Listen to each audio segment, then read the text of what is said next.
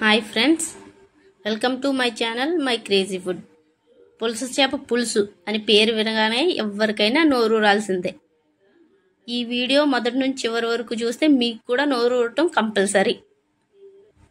పులుసు చేప దొరకడం ఒక ఎత్తు అయితే దాన్ని పులుసు చేసి పెట్టడం మరొక ఎత్తు. ఈ వీడియోలో పులుసు చేప పులుసు ఎలా చేయాలో చూపించబోతున్నానండి.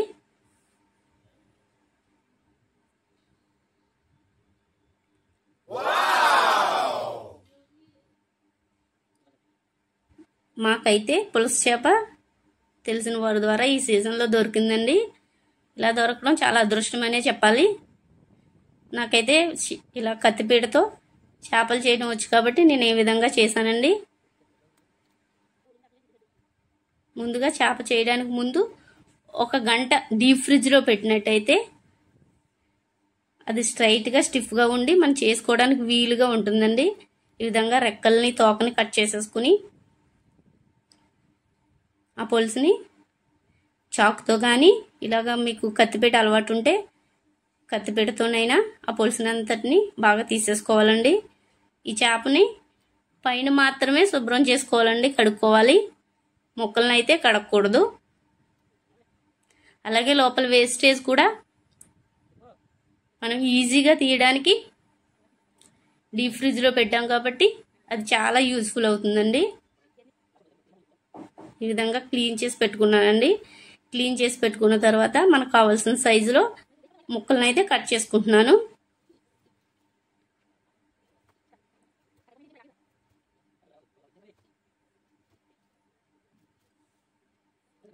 ఈ విధంగా కట్ చేసుకున్న ముక్కల్లోంచి లోపల వేస్టేజ్ అయితే చాలా ఈజీగా తీయొచ్చండి. నేను ఈ వీడియోలో మీకు చూపిస్తున్నాను చూడండి. అది హోల్లోంచి ఇలా పైకి పెడితే చాలు, ఆ వేస్టేజ్ అంతా డీప్ ఫ్రిడ్జ్లో పెట్టాం కాబట్టి గడ్డగడ్డకు పోయి ఈజీగా వచ్చేస్తుంది.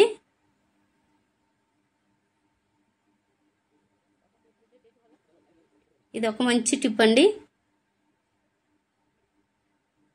ఈ విధంగా లోపల ఉన్నవన్నీ క్లీన్ చేసేసుకుని ఆ ముక్కలను తీసుకొని దాంట్లో కొద్దిగా కారం, కొద్దిగా పసుపు,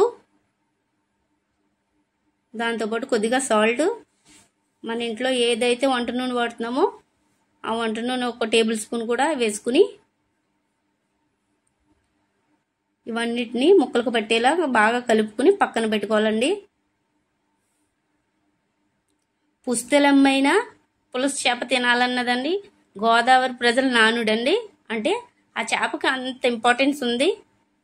సంవత్సరానికి ఒక్కసారి మాత్రమే ఇది దొరుకుతుంది కాబట్టి టేస్ట్లో కూడా చాలా చాలా బాగుంటుందండి.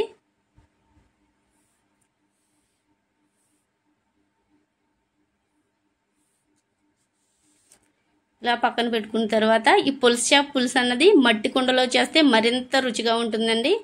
నాకైతే మట్టి కుండ అవైలబుల్ ఉంది కాబట్టి నేను దాంట్లోనే ప్రిపేర్ చేస్తున్నాను. మట్టి కుండను పెట్టి దాంట్లో కొద్దిగా ఆయిల్ వేసానండి. అది మరగాల్సిన అవసరం లేదు, మట్టి కుండ కాబట్టి. ఆయిల్ మరగకుండానే 1 కప్పు ఆనియన్ పేస్ట్ వేసుకున్నాను. ఆనియన్ పేస్ట్ ఆయిల్లో బాగా పచ్చివాసన పోయేంత వరకు వేయించుకోవాలి.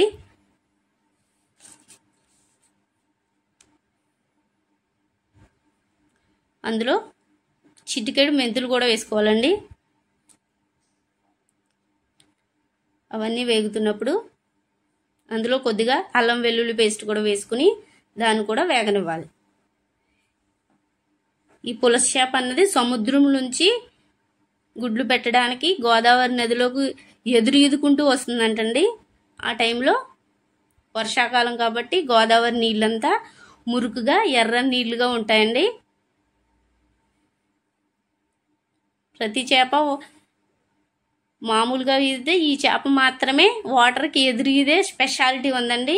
రుచిలో కూడా అదే స్పెషాలిటీ ఉంటుంది.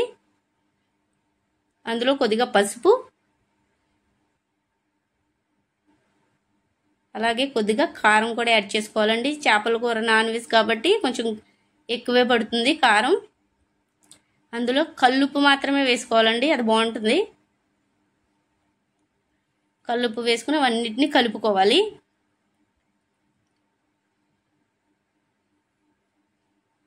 అన్నిటిని కలుపుకున్న తర్వాత కొద్దిగా వాటర్ వేసుకుని వాటన్నిటిని ఉడకనివ్వాలండి. ఒక 2 మినిట్స్.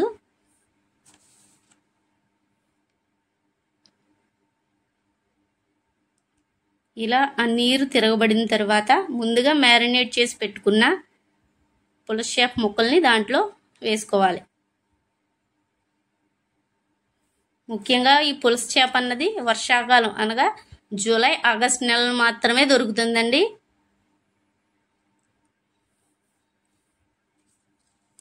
ముఖ్యంగా గోదావరి జిల్లాలు, పశ్చిమ గోదావరి, తూర్పు గోదావరి జిల్లాలు ఈ పులస చేపకు చాలా చాలా ఫేమస్ అండి. ఇలా ముక్కలు వేసిన తర్వాత ఉడుకుతున్న టైంలో 1 కప్పు చింతపండు పులుపు కూడా దాంట్లో యాడ్ చేసుకోవాలి.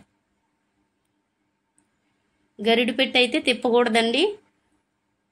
ఆ మట్టి కుండను పట్టుకుని అటు ఇటు కదుపుకోవాలి మాత్రమే. అలాగే కొన్ని బెండకాయ ముక్కలు ఫింగర్ సైజులో కట్ చేసుకుని వేసుకోవాలి. అందులో కొన్ని టమాటా ముక్కలను కూడా యాడ్ చేసుకోవాలండి. వీటి వల్ల ఇంకా రుచి పెరుగుతుంది.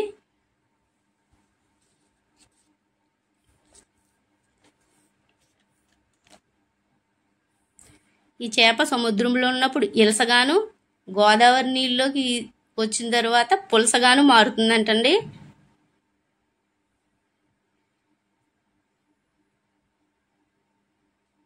చేపల్లో అయితే 15% ప్రోటీన్స్ ఉంటాయంటండి. దీంట్లో స్పెషల్ మసాలా ఓన్లీ జీలకర్ర, ధనియాలు, వెల్లుల్లి ఈ మూడింటిని పేస్ట్ చేసి ఆ పేస్ట్ని ఆ మరుగుతున్న పులుసులో యాడ్ చేసుకోవాలి.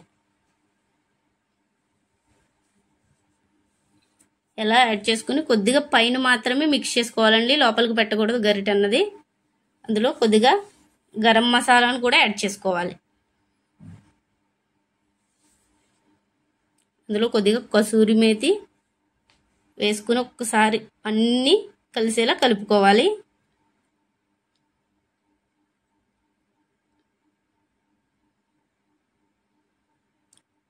అలా రెడీ అయిపోతున్న పులుసులో కొత్త ఆవకాయలో ఉన్న తేలిన నూనెని యాడ్ చేసుకోవాలండి. ఇది మరింత రుచినిస్తుంది.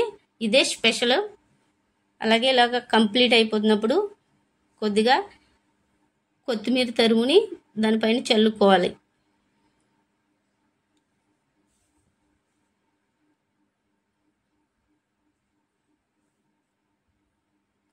పులుసు చూసాక మీరు కూడా కంపల్సరిగా మీకు నోరు ఊరిందండి.